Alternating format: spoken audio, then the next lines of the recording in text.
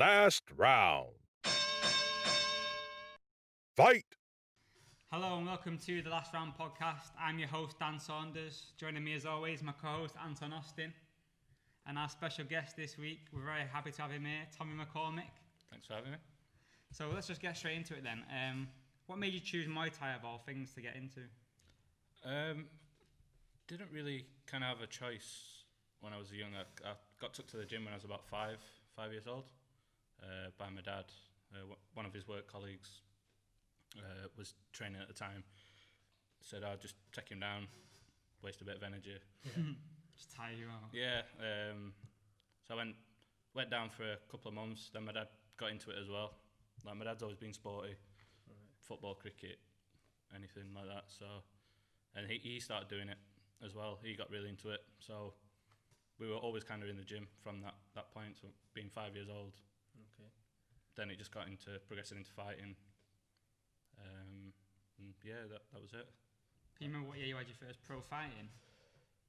Pro fight. So I started in '94. I think it was about a year. So about '95, I'd say. So I had my first title fight in '96. So yeah, I'd say about '95.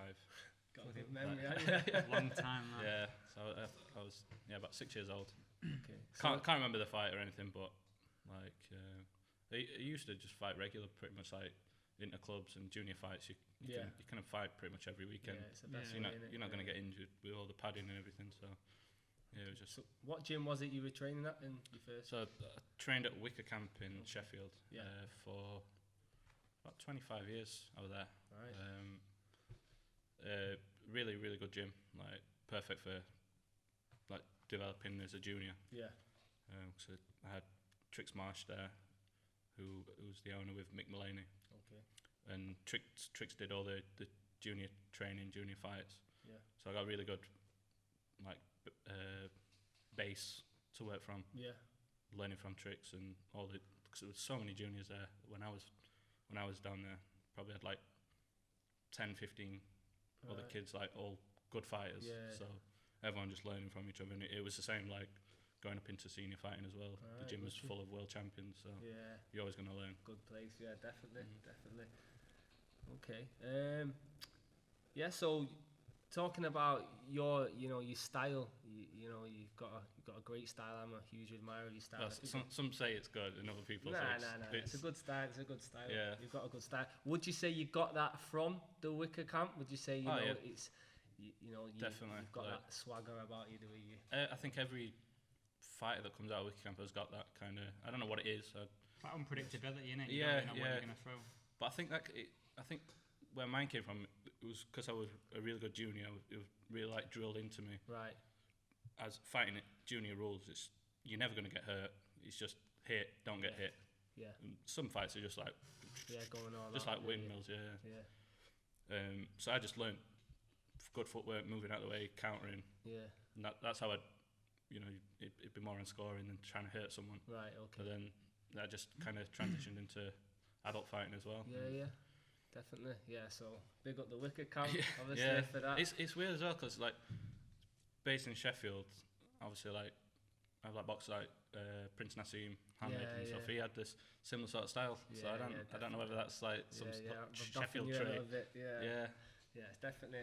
You can see that in you, the way you fight. You've got a standout style. Yeah. I've just when I watch some fights and you just see two people just hitting each other for 5 rounds. For me, I don't really see any value in that. Yeah, Like it doesn't interest me. as well, haven't you? When you're in there. Like to watch it as a fan, like Yeah. some fights you just think it's just another two guys just hitting each other. Yeah. But then when I see people that do have a bit of skill, like making people miss, throwing them on the floor, just a bit of swagger, as you say, like Yeah.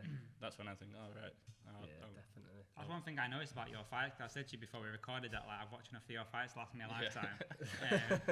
you watch more than me. Yeah.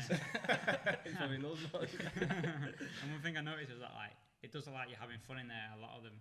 Yeah, I always try and say that to myself. Like, you go through 8-10 weeks training camp, which normally is just horrible. Like, I'd never really enjoy the dieting side. I enjoy myself. I've seen like a physical improvement in Yeah. myself over that time. But the actual training, you know, like before every session, I always have a thing in my head like, fancy day off, or you know, like definitely. just a little bit of throw towel in kind of thing. You can't be bothered. But you put yourself through it, and then all for that reason of fighting. So that's the time you should enjoy yourself. Yeah, and definitely. There's been fights where I've gone in and I've not enjoyed myself. And I think you even said to me before my last fight, funny enough, you said to me, just enjoy yourself. yeah, You know, so I think I spoke to you a bit after. especially like our kind of styles, it is kind of an expressive style. Like you make someone miss, you whack them, you make them know that you've hit them, and you've made them look silly. And I think you have to play on that as well. Did you ever suffer, obviously making the transition from a junior to a pro? Obviously you've had a lot of junior experience. With the style, again, you're going to have some people who hate it, some people who love it. Yeah. Was you ever on the end of decisions where your style kind of made you pay for it, if you know what I mean, with the judges and stuff like that? Probably going a little bit ahead there, but, you know, having kind of standing strong and just kicking as opposed to moving. I can remember, I wouldn't say like my style has let me down. It's just other factors like either bad weight cut, because I use a lot of energy moving. Yeah. So you get to like 4 or 5. Yeah, definitely. You're blowing out your ass, and it's just kind of I know just that go one. accept it. And then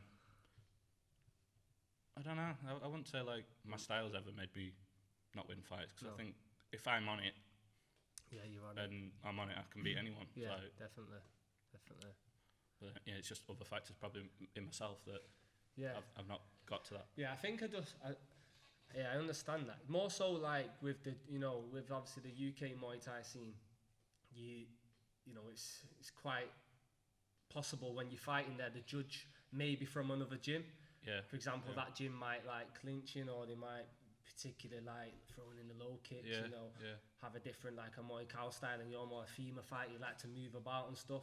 Yeah. So that could possibly influence, Tommy's moving about too much, he needs to stand, as you probably would have heard on some commentary sometimes, they criticise. I think that people think, if I stood and fought a bit more, then I would be more successful. But what's your response back to that? I don't agree. I don't agree. No. Yeah. If I changed my style, then it wouldn't be who I was. Like, yeah, definitely.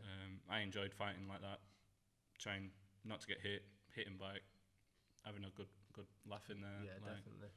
Being a bit different, and that's being able to express myself in that way. And then I think if I changed to be just a stand Muay Thai fighter, it's almost your DNA, isn't it? I'd give it up at 15 or something.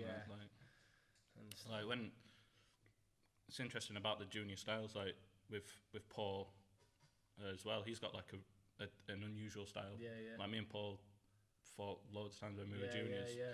Same with like Jordan Watson as well. He was okay. I think he was a year older, but we were all like the same weight. Right. I got John Dennis as well. He had a he's had a tough fight. Spartan. So we were all like fighting as juniors, and then came up into seniors as well, and fighting pro. Well, obviously not with Jordan, but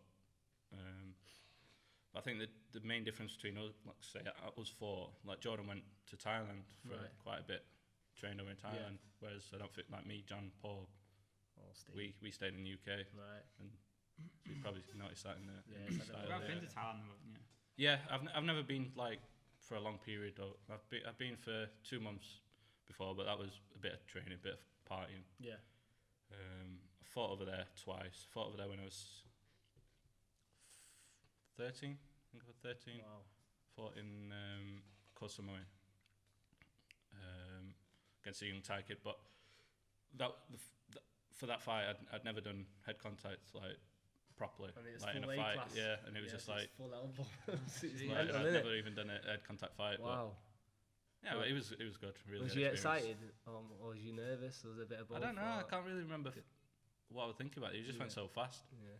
But I did like full camp over in England. Then I went over. I did about a week. I did a week at Sovarapin gym in Bangkok. Right. Then a week in the WMC camp in Samui.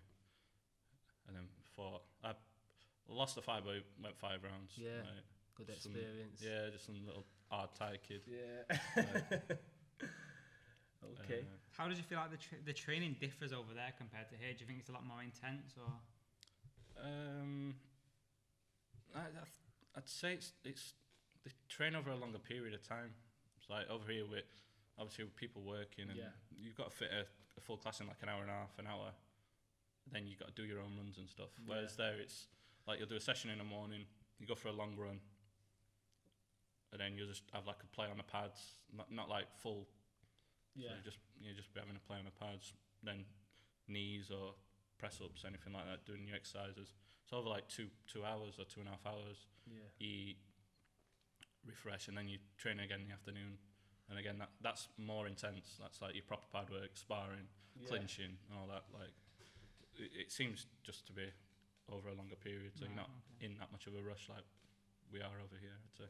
Like. Okay. What would you prefer? Do you prefer, obviously, here, obviously in England, we've got to work, and stuff like that, and we're trying to cram it all in out. We're getting up early, getting our runs in and training.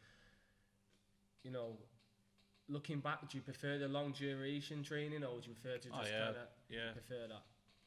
Well, obviously, just dedicating, not having to work, and being able to dedicate your whole life to just the sport. Then that's always better. Like what I find as well, my experience, I've been to Thailand a couple of times. Again, it's a lot of repetition, with your kicks and stuff like that. Do you think, going back to your style of fighting, do you think that suits it? Obviously, it's good to get you fit. Do you think it suits it and stuff like that? Yeah, I've always been fit, so my fitness has never been a problem. Yeah. But you always have to practice and practice and practice and practice. Like people think I just do things like off the top of my head. I don't know. That, it's a bit awkward and a bit different, but it's something I practice. I practice that to do that like thousands of times. Like throw a kick at the right time. But it's just you have to do that repetition work. Yeah. Okay. So do you know what your professional fight record is? There we go. I think it was 44 fights pro. I think I lost 8, 7 or 8. Drew 1. I'll go with that. Yeah. Okay. I've got it down here as 43, 6 and 1, but that could have been like an old one. I don't know. I might be. I don't know. I Google what your record is. So 44. Yeah. So that 43, 6 and 1. And then I think that was before the Kennedy one, so it'd be 44, 7 and 1. Yeah. Right, okay. Yeah, he's on it. Oh, close. Oh, yeah. So, out of all those people that you fought, who would you say was the toughest fight for you?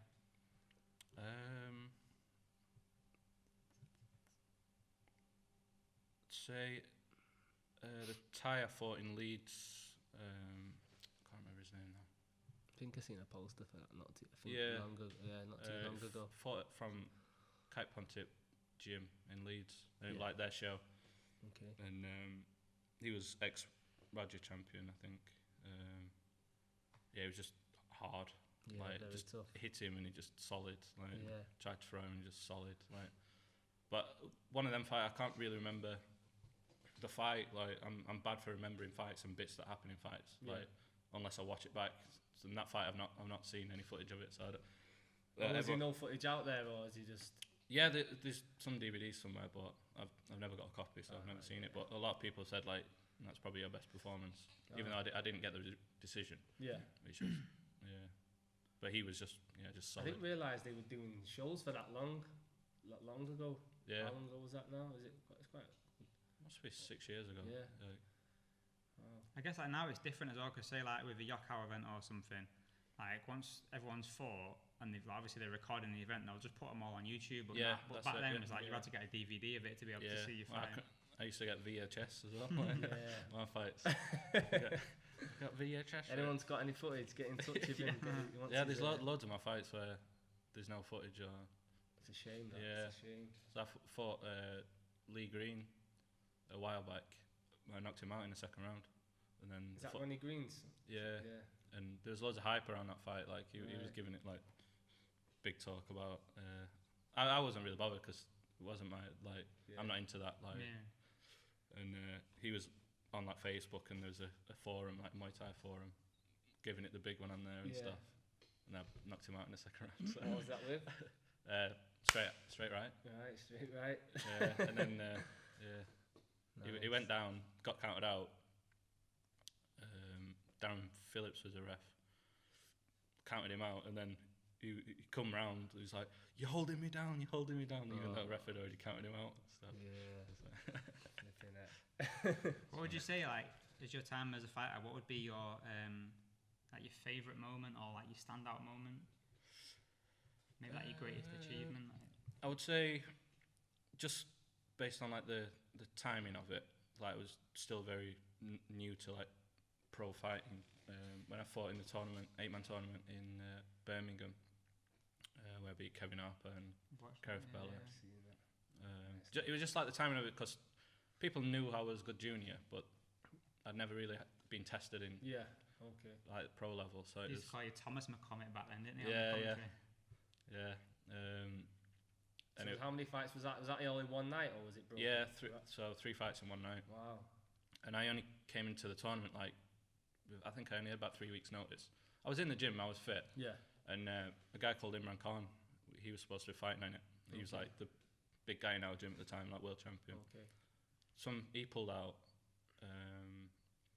and then it kind of banded around to different guys. And then he started having a lot of pullouts. So then he came to me and was just like, "Do you want to do it?" I was like, "Yeah." It's like how's the approach for a tournament like that? Obviously, knowing that you can. I like tournaments. Yeah. Yeah. I've been in 3. I've won 1. I've got to a final in the other 2. Right. And they've all been against good guys as well. So. How did he do with the rounds and stuff like that? Is it a 3 rounds? 3 round, 3 minutes, and then you get X amount of time to recover, and then it's back in. Like, but my style was always perfect for it, because I don't really take much damage. Like the first fight, you're trying to protect yourself, but also you've got to keep scoring. When I fought like Gareth Bella, it was saying I was just moving around. I think he was probably up like the first 2 or maybe the first 1.5 rounds, and then I just caught him with an elbow. Not really, he'd gone. Yeah, save you a bit of time as well. Yeah, but like you do get more injured, I'd say, in tournament fights. Yeah. It's like not that popular now, really, are they in the UK? I've not heard of too many. I think it's just a pain in the ass for promoters, because you've got to try and keep 8 guys fit for like 8 weeks. Yeah. You're always gonna have pullouts. You're always gonna like. So I think if one guy pulls out, the full thing's fucked, isn't it? Really? Exactly. Yeah, and the prize money as well is you have to offer like good money. Yeah. Like, and some guys are just not interested in doing it. I think they had one on the fighting machines.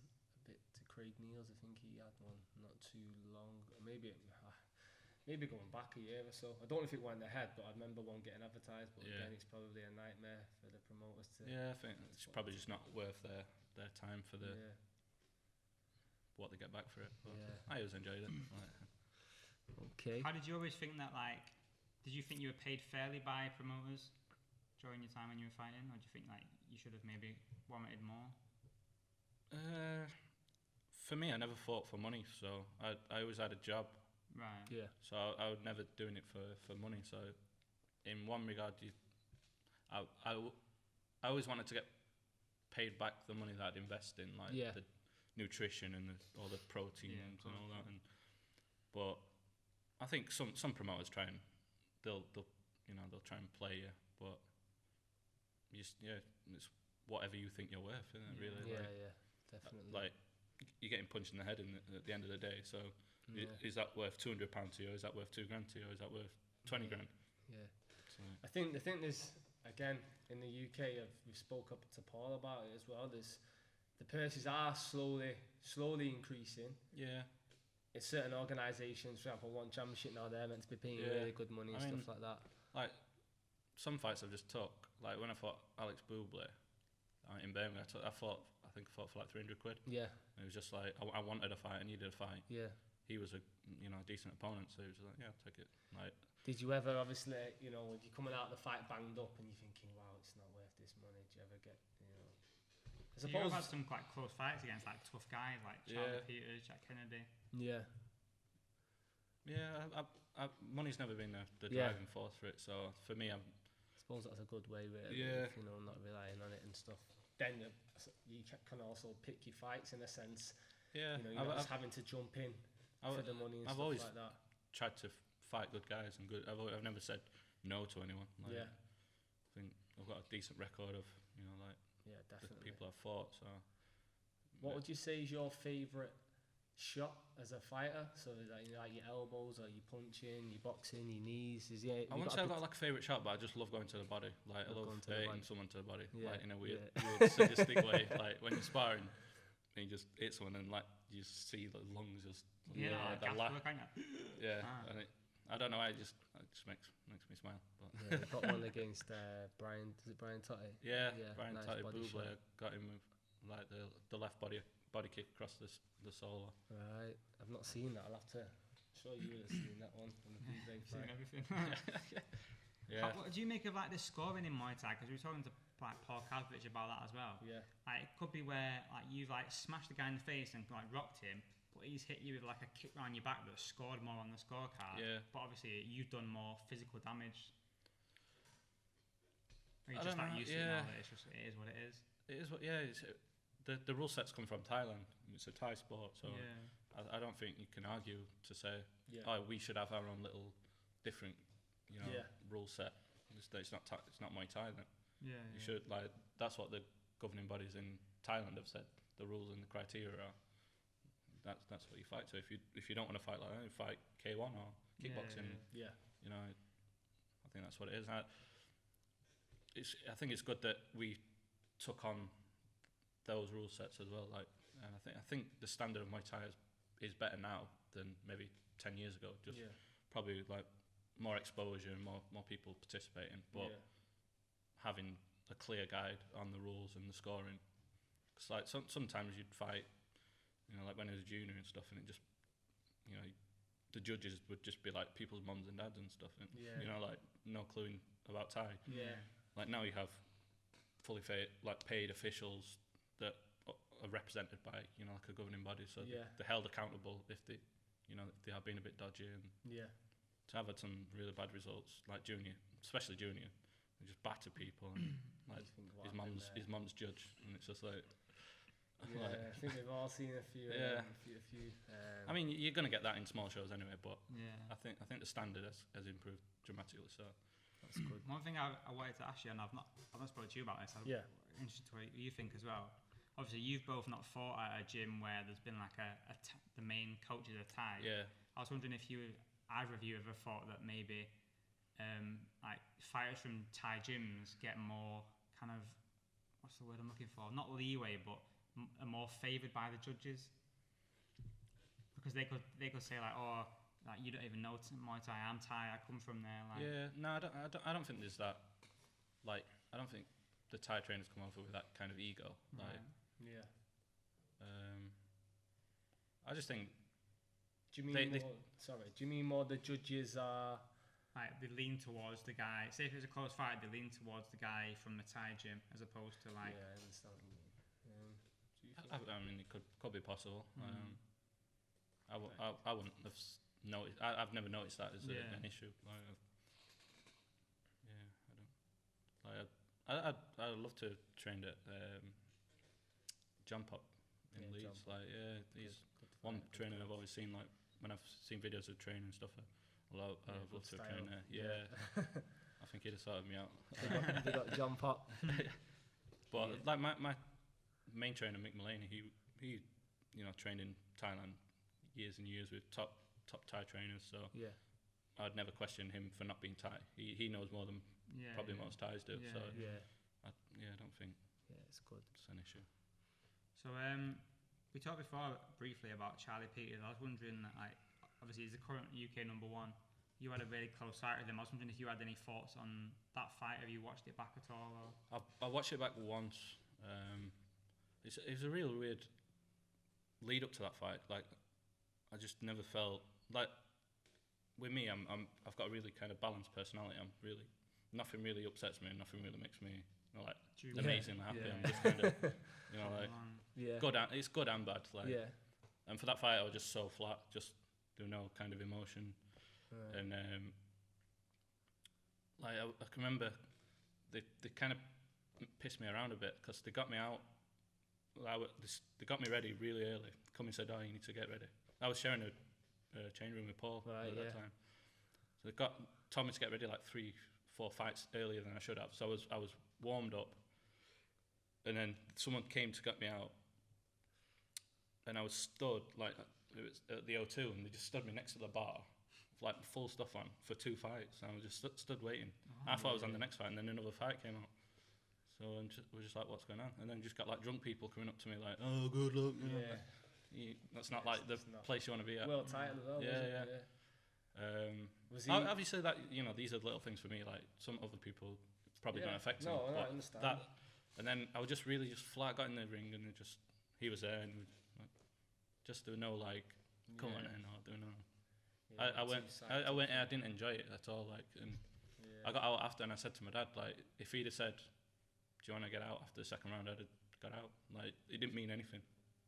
In a weird way, and I've watched that fight. It was a good fight. It was a boring fight to be in. I think you was winning the first few rounds, if you remember. I would probably ask for myself like in because I was that like, just lethargic. I felt like I was lethargic, and the fight was boring.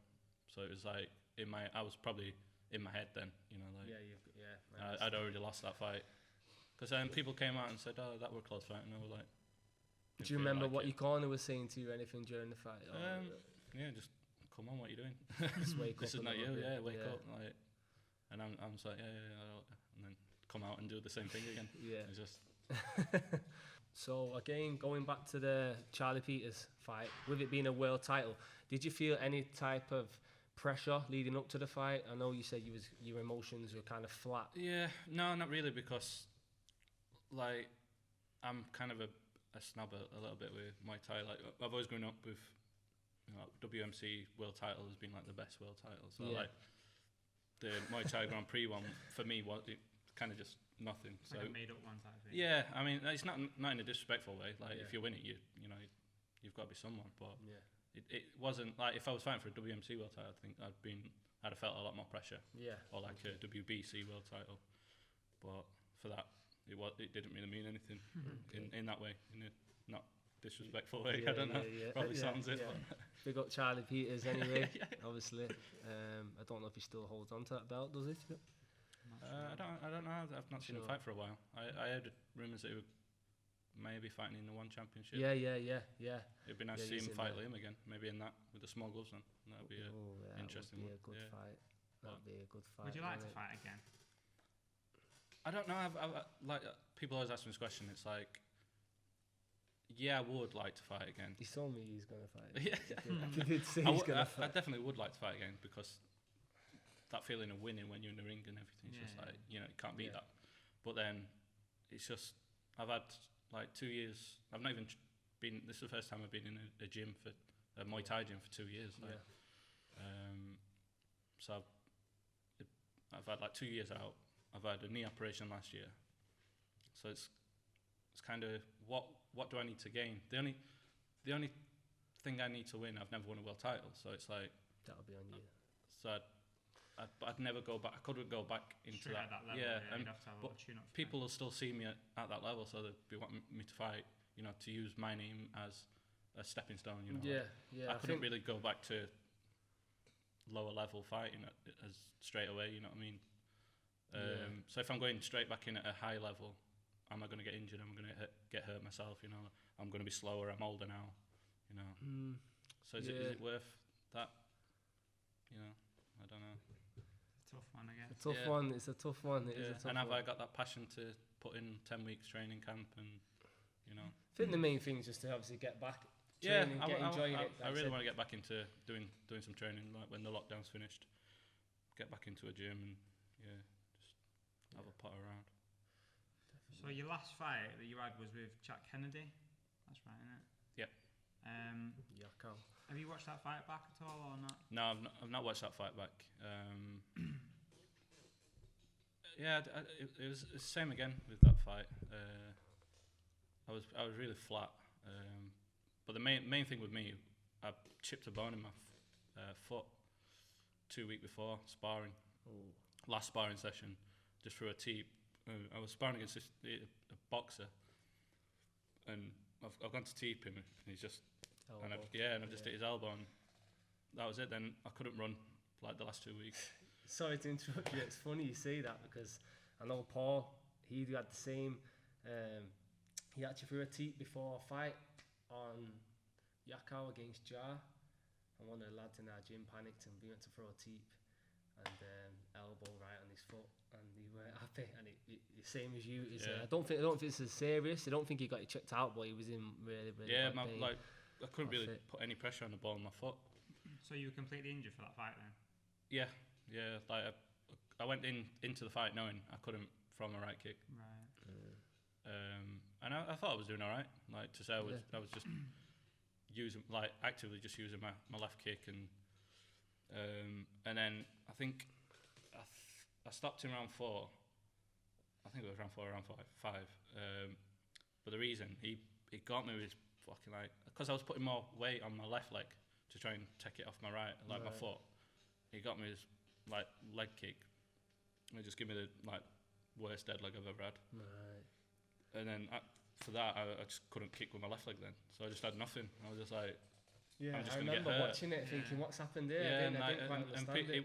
It was just like that quick where it was like, I'm just going to get hurt. Like, he's coming, he can use kicks, punches, knees, everything. And I'm just like a sitting duck. So Yeah. So on the commentary, I don't know if you're not watching it back, you probably wouldn't have heard it, but they were quite like almost critical of you, really, saying that you lost the hunger and all that kind of stuff, and you don't look interested. I probably agree with that to some extent. Like, I don't. For me, because I got into Muay Thai really early, and I've always done it. It's always been part of my life. Like, it's never owed me anything. Or like a lot of people get into Muay Thai or martial arts because they've either been bullied badly or they want confidence and stuff like that. I've never really had that aspect. So like that passion is. Do you reckon it's kind of wore off a little Yeah, bit? The buzz and stuff. Yeah, I would have said so. Yeah, it's just. What was your thoughts then leading into that fight against Jack Kennedy? Was it a fight? I thought. Did you want that fight? Was it a fight that you? I think like if I were 100% fit, I'd have beat him. Yeah. Pretty confident in that, but it means nothing. It means nothing. Me saying that now, he got the win, and he did well. Obviously, you didn't get the decision against Jack Kennedy. So you sustained an injury. Soon as the fight's finished now and you're going back to the changing room, did you have any thoughts? Right, I'm done. I've had it. My dad would like that. You're done. No more. Yeah. So I've always had my dad in my corner, right? And he knows fights I've gone into and done all right, just got through it. Yeah. He's known like a week before, it's like something's not right, or but you can't really say to someone a week before, you don't look like you're right. Yeah. Did he say that before this fight? Did he say anything? Not before, but after. He just says you didn't look yourself. He knew it was going to happen like that, or something was going to. But he said I should have pulled out because I were injured, but I don't know why I went carried on with that fight. I don't know. Yeah, I think I was just probably a bit more ego, like my ego. Just I can beat Jack Kennedy with one leg. Yeah. Like that's that went through my head. Like I understand. And then actually no, you can't. Yeah. But he was a really nice Jack. He came in. We had a good chat after. Like, he was really. Because I don't think you made really it. You didn't really say much about it, did you? Your injury after the fight? Did you tell? No status or nothing like that. No, and it's just like to talk and say, "Oh, I just had an wanted injury." to get it over, like in the past, kind of thing. Yeah. I understand. Like, it is what it is. Like, everyone can see the footage. Like, I think a lot of people probably don't know that you had an injury, though. I think I that'll be eye-opening to a lot of people who were watching this. Yeah. So I got injured like 2 weeks before. Couldn't run, so my weight was fucking a lot higher than it should have been. Yeah. What I normally fight, so then I had to do a massive weight cut, which I never do, and that obviously I was drained as well. So it's just one thing that leads into another thing, and So what's your views on the current day Muay Thai scene then? How do you think it's stacking up against? Do you think it's a lot bigger now than it was, or do you think? Oh yeah, definitely. Like comparing to even like 10 years ago, like it's grown so much. Like more gyms about than there ever has been, and obviously like more Thai trainers coming over, and I think the standard of fighting's improved. Like from mine and Paul's day, like as juniors and like coming through, I think the standard's always gonna improve. Yeah. Do you you think like a big part of that can be put down to like fighters promoting themselves on social media like nowadays? Like for the growth? Do you think it does play a part? I think so. Yeah, like you obviously see like Liam Harrison's got 300,000 followers on Instagram. Yeah. So people who don't know Muay Thai, they'll see him with a lot of following. Oh, what's this? Like, and then I think it definitely helps getting people that don't understand Muay Thai into what is that? Even possibly sponsors and stuff like that. Yeah, I think a main part is probably I'd say like MMA. Like I don't particularly watch it, but I think they've done a lot to promote fight sport in general. And people want to explore this, like BJJ, jiu-jitsu, karate, Muay Thai. Muay Thai is a big part of like the MMA and UFC, so I think that's helped a lot. Like. I seen something the other day, and I can't remember. It was on Instagram, and it was talking about one championship with them bringing obviously Muay Thai into the Asian market, and how eventually, I think there's some seen it as well about the game, the plans to bring out a game, like a console. Yeah. Do you think like the way they're bringing out a game and the fighters doing interviews and stuff like that, it's taking a little bit away from the traditional Muay Thai? Or is, I think like if the trash talking comes in and stuff like that. Yeah, I think the traditional Muay Thai like rule set and the way it's done with the runways, everything is not marketable like to every day on Joe blog on the street. Like they don't. What's this? Why is the music on?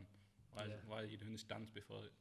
Well, my mates even say that. Yeah, you don't really see the runway anymore, do you? Yeah, and because it's just not marketable. It's just, especially if the show's on TV, you're wasting 5-10 minutes. Yeah, I think they had that on Muay Thai Grand Prix. I think a few fighters got told they're going to go live on UFC Fight Pass, so it has to get scrapped. We can't do that. There's not enough time. Yeah, so I think like traditional aspects of Muay Thai, which the bits I like, like the music, I like doing the runways and stuff.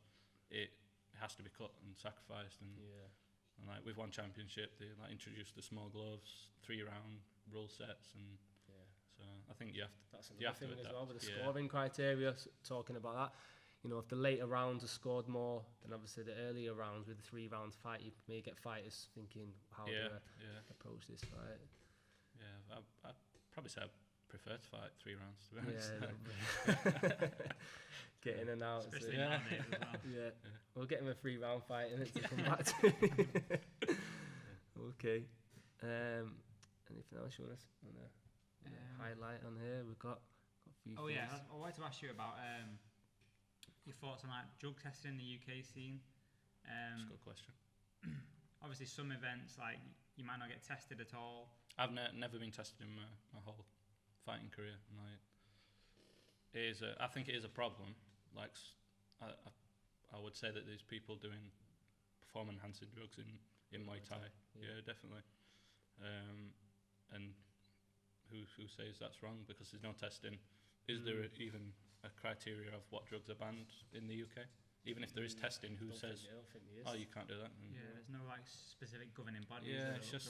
I think that's a real shame, really. But the reason around it is money. Like, it costs money to do testing, and so promoters don't want to pay that money. Definitely the main issue, the money side of it. Like, there is like a struggle for. Sorry, do you think there is like a struggle for funding in the UK Muay Thai scene then, in that sense, like, as a whole? Yeah, I'd say so. Like, they don't get paid as much as boxers, MMA guys do, and but that's all down to the TV companies being interested and sponsorships being interested.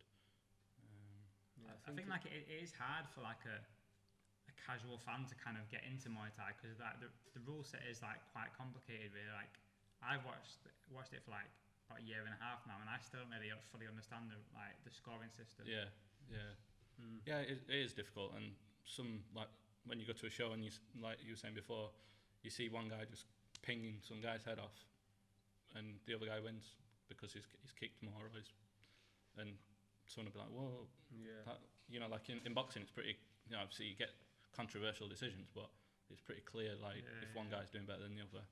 MMA as well, probably more clear, but Thai is difficult, but like I say, that's what it is. Like, you either learn the rules or do K1 or do something different. Speaking of like boxing, are you into like watching boxing at all? I'm probably into boxing more than I'm Thai. Like I don't. I went to Yokkao to watch you fight. Yeah. So I watched you fight. Watched my friend James Ogden fight, and then went home. It's like. Yeah, I think I remember. Yeah, you messaged us, should we meet up? I'm And I was gone, like, mate. I'm on already. Yeah, he's tucked in bed. Yeah. I did that as well. I watched him and then just got on. Yeah, I've seen it. I've seen enough Thai fights for a lifetime. Like, I must say, Paul's like that sometimes himself. He's not always. I think I'll leave that one. I'm not too fussed. Yeah. a lot, like saying, a lot of them just two guys Yeah. Plus, like, you've been around it for so yeah, long. It's like, just hitting each other. And I don't see any. Like, it doesn't inspire me or anything. So it's who's a fighter? Obviously, you got James, from your previous gym in Wicker Camp. Who's a standout fighter for in the UK at the minute? I know you got the likes of Liam. I've been around a while. Haggerty stuff. There's or you really like their styles. Anyone you got? No. I don't know, 'cause I'm not really up to date with like most fighters. Yeah. Okay. The young guy from Simon Chew's gym, Stabler. Stuart Stabler. Yeah. You I've fought seen, him, Yeah, yeah. for that Stabler. Yeah. I've seen a few of his fights, Yeah. and he looks really, something Yeah, special. he's sharp. He's sharp. Kid. Did he finish it? Yeah. Yeah, what happened in that? I don't know. I don't know, mate. You'll have to watch that one. I think we'll cut that bit out. Yeah, no, big up Stuart Stable. Yeah, he's a good fighter. Yeah. But yeah, I don't really know. Like, yeah, as I was saying, I probably prefer to watch boxing. Like, big boxing events.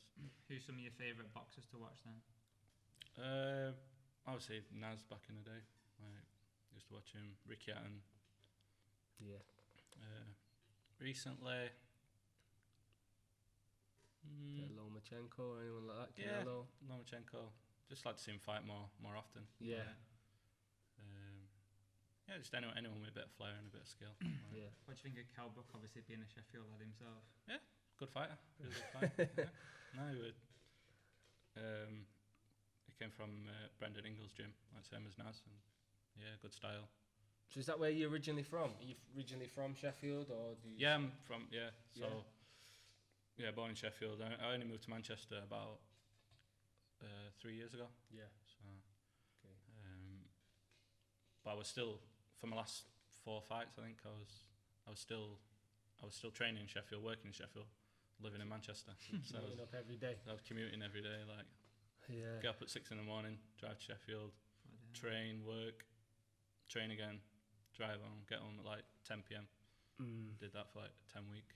Yes, I think that's definitely going to have an impact on on obviously your performance, even on your mind state. Again, you might be thinking, God, I've got to drive here tonight after work. I can't really be bothered. Yeah, it did like take that. a toll, and like looking back, I'm thinking how I got through it. It's like mad. Yeah, I've got to give you props for that. What's your plans then now moving forward for the future? Is it just to get back training, or possibly after the like just get back into a gym and just get a routine of training, like 20 kilos heavier than I last fought, so put on some weight. So I just want to get that just for me, just to feel better about myself. Yeah.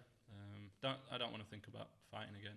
Just it's one step at a if time. it happened. Like, so my dad he fought for his 50th birthday in Thailand, so I might do something like that. Just wow. Did he win? Yeah. Oh, go on, lad. Well done. Only he fought on one of the islands, like. Yeah. But it was one of his bucket list things. Oh, he's a legend. So fought a Thai when he was 50 for his birthday. Oh, that's it. So I might do something like that. Yeah, that'd be good.